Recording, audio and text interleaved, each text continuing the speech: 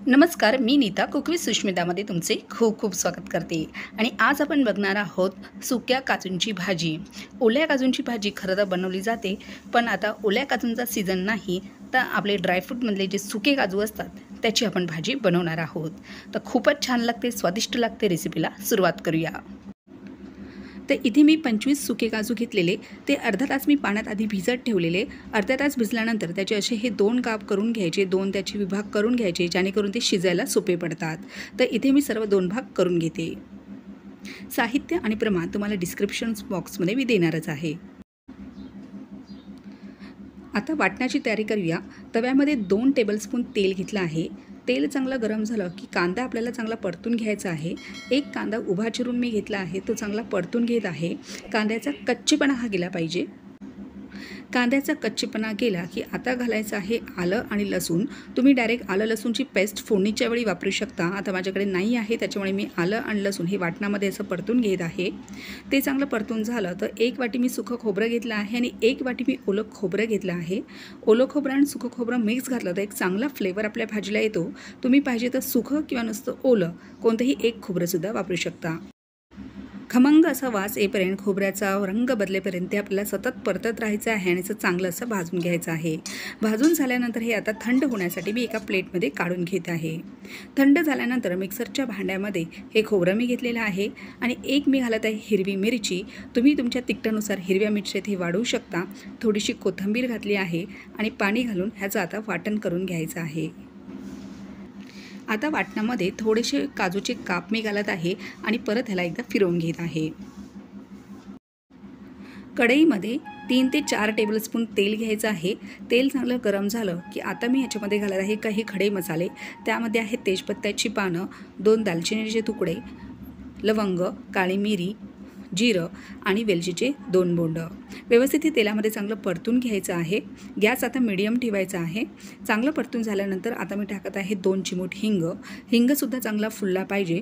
हिंग चांगलं फुलल्यानंतर फोडणीसाठी थोडासा कांदा आणि थोडासा टमॅटो घातला आहे. कांदा आणि टमॅटो सतत फोडणीमध्ये परतत राहायचा आहे. टमॅटो आणि कांदा चांगला शिजला पाहिजे. टमॅटो चांगली आपली नरम झाली पाहिजे. हे बघा अशी कट झाली पाहिजे. तर टमॅटो आणि कांदा चांगले नरम झाल्यानंतर त्याच्यामध्ये मी घालत आहे हे पाव चमचा हळद, 2 चमचे लाल तिखट, लाल मिरची पावडर, 2 चमचे गरम मसाला. जर तुम्ही माझी व्हिडिओ पहिल्यांदाच बघताय, चॅनलवर नवीन आहात, तर माझ्या कुक विथ सुष्मिता चॅनलला सबस्क्राईब करा, बेलचं बटन दाबा, ऑलला सिलेक्ट करा.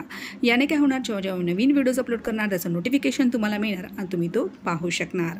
तर आता मी ते वाटणही घालून घेतलेलं आहे आणि वाटण पूर्ण फोडणीमध्ये चांगलं परतून घ्यायचं आहे. सतत परतत राहायचं आहे 2 मिनिटापर्यंत आणि याला झाकून ठेवूया. 5 मिनिटानंतर हे बघा आपली जी ग्रेव्ही आहे, वाटण आहे, याला चांगलं तेल सुटलेलं आहे, चांगली हे शिजलेली आहे. व्यवस्थित याला थोडंसं आधी परतून घेऊया. परतून झाल्यानंतर आता मी याच्यामध्ये घालणार आहे एक बटाटी साल काढून मी ते पाण्यामध्ये ठेवली आहे, जेणेकरून ती काळी पडणार नाहीत. तर त्यातलं पाणी काढून घेतलेलं आहे आणि ही बटाटी आता मी घालत आहे. आणि त्याच्याचबरोबर आता जे काजू आपण पाण्यात भिजत ठेवलेले ते पाणी काढून घेतलं आहे आणि काजूसुद्धा मी यामध्ये घातले आहेत. व्यवस्थित सर्व मिश्रण मिक्स करून घेऊया.